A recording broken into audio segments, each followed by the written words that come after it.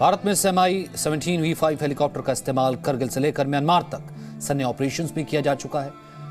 हम मोर्चे पर ये हेलीकॉप्टर खरे उतरे हैं, लेकिन कुन्नूर में न जाने किन हालात में ये चॉपर हादसे का शिकार हो गया। इस हेलीकॉप्टर के पराक्रम की कुछ पुरानी कहानियां भी आपको दिखाते हैं।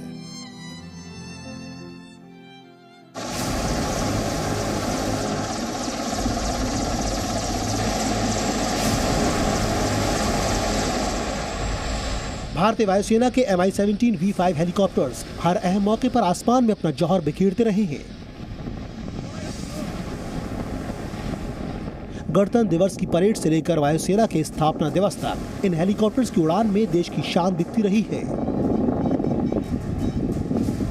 और ये शान ऐसे ही नहीं बढ़ती। इन हेलीकॉप्टर्स ने जंग के मैदान में पहाड़ों के ऊपर भी पराक्रम दिखाया है। खासकर 1999 में करगिल की लड़ाई के दौरान टाइगर हिल्स और तोलोलिंग की चोटियों पर से पाकिस्तानी सैनिकों को खदेड़ने में इन चॉपर का बड़ा योगदान था। 24 मई को ऑपरेशन सफेद सागर के दौरान वायुसेना ने 18,000 फीट की ऊंचाई पर मौजूद दुश्मनों पर वार करने के लिए इसी MI-17 हेलीकॉप्टर्स का इस्तेमाल किया था।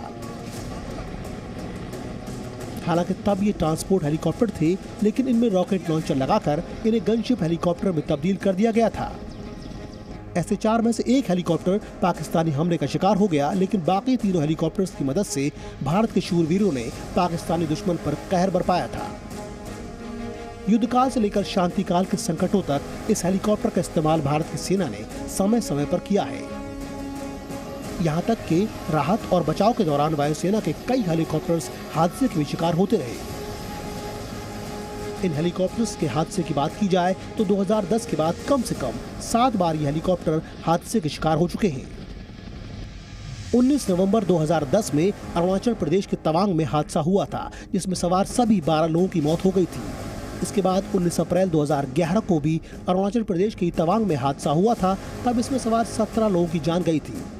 30 अगस्त 2012 को जामनगर के पास 2 MI-17 आपस में टकरा गए थे और उस हादसे में 9 लोगों की मौत हो गई थी।